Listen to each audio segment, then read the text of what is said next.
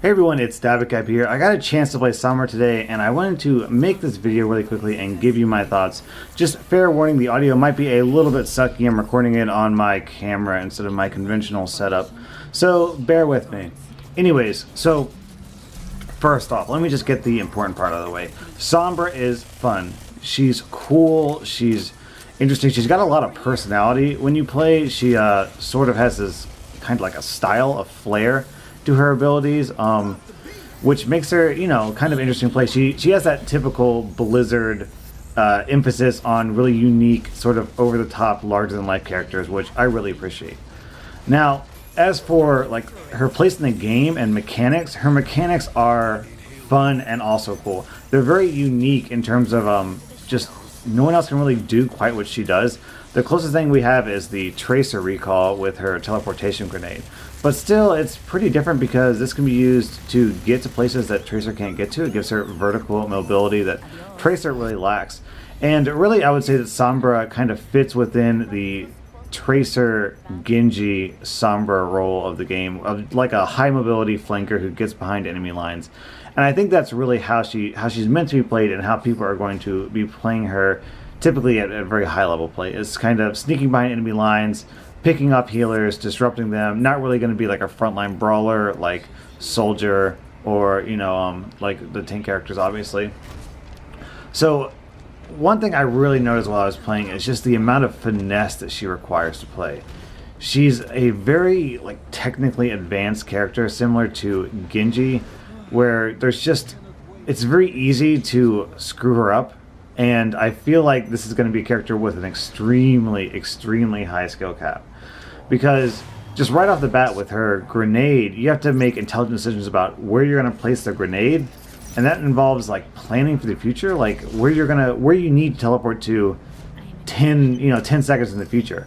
Because ideally, if you're, fighting, let's say, a Mercy, and you come out of stealth and you're shooting at her and she flies to safety by, flying to her ally, then ideally your grenade will be right next to her so that you can teleport to her immediately and pick her off and finish the job. But you have to be able to predict where that Mercy is going to be, so it's definitely not easy.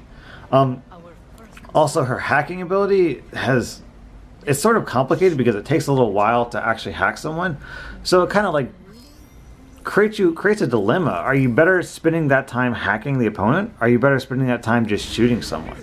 And I think the answer is that the more health someone has, the better it is to hack them as opposed to shooting them. I mean, if you turn the corner and you see, a Genji, then right-clicking them and hacking them isn't going to do a whole lot just because they don't have a lot of health to begin with. And, just shoot them down. That might be your best shot at killing them.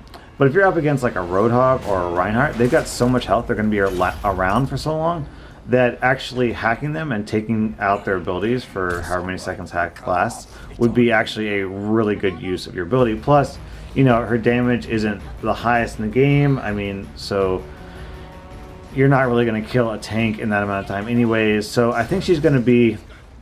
You really need to adapt your strategy based on who you're up against. If you're up against a really tough, high health character, just hack them and harass them. If you're up against a low health character, then probably just finish them off. It'll be hard to say. It kind of depends on who you're up against. If you're up against a Pharah, then even though she has not a lot of health, hacking her is really strong just because then she can't fly away to safety. Whereas versus Soldier, he's kind of like most of the thing he's going to be doing to you when in a skirmish is left click damage anyways. So hacking's not really going to do a lot. It's just going to give him a chance to hurt you. So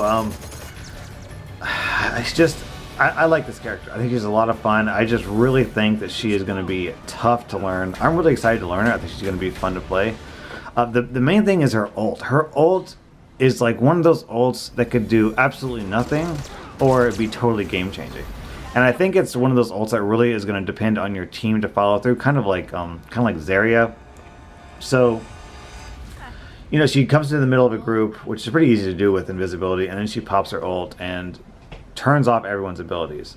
Now, by itself, that's really strong. However, if there's no follow-up on that, I mean, if Sombra comes in the middle of 5 people and ults, then it's not gonna kill them. It's not gonna kill everyone. It's not like Reaper's ult or Pharah's ult where they can just, kill everyone right off the bat. All it's going to do is just turn off their ability. So if they just immediately turn on Sombra and just left click her, they'll just kill her instantaneously, like no problem whatsoever.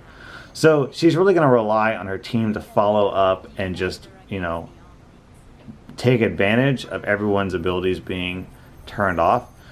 Now, that being said, if she is with a team who coordinates well with her ult, I could see it be completely devastating. Like, as equally devastating or more devastating than the Zarya bubble, because there's no answer to it. There's no counter to it.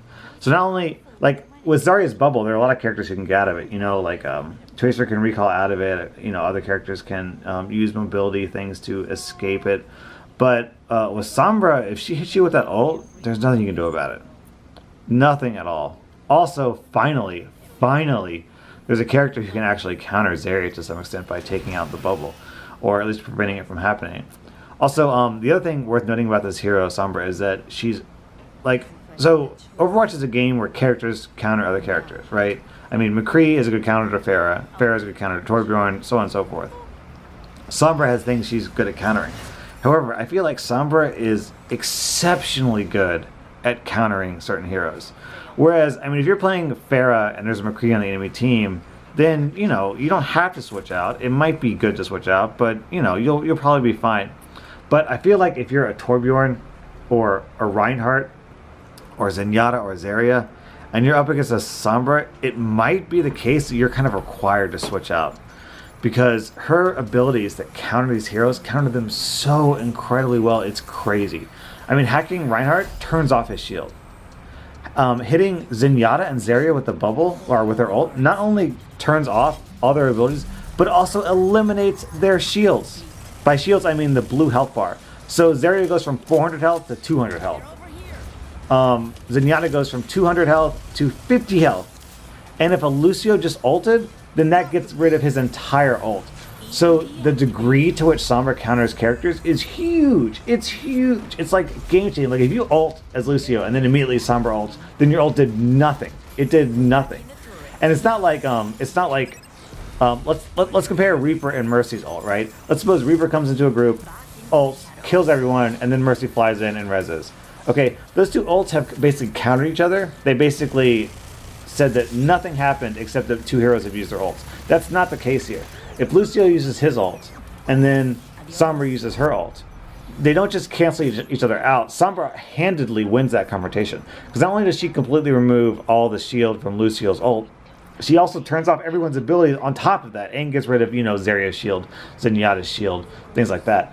So just, I think there's going to be a lot of characters complaining about Sombra. I think Lucio's and Zarya's and Zenyatta's, Reinhardt's, Torbjorn's are going to have major trouble. So much so that if there's just one Sombra on the enemy team, they might be able to completely shut you down. You know, that's going to be determined by the community and balance and how people respond to her. I'm really interested to see, but I think she has the potential to be, I don't want to say OP, but too specialized. She's too good at what she does. The degree to which she counters characters is, at first glance, it seems like it might be excessive, but we'll have to, you know, play a bunch of rounds before that can be certain. So anyways, I'm really curious to know what your thoughts are. I wish I could make a more in-depth video, but I'm just sitting in my hotel, you know, excuse me. I'm so exhausted today I can barely even talk straight. I'm just putting stuff together on my crappy laptop with slow hotel internet, so my video making capabilities are pretty limited at the moment. So anyways, let me know what your thoughts are in the comments. Are you excited for Sombra? Do you think that she is an interesting and cool character? What do you think about my assessment about her? Do you think that it's accurate or inaccurate? So anyways, thank you for watching. Dabba Cap out.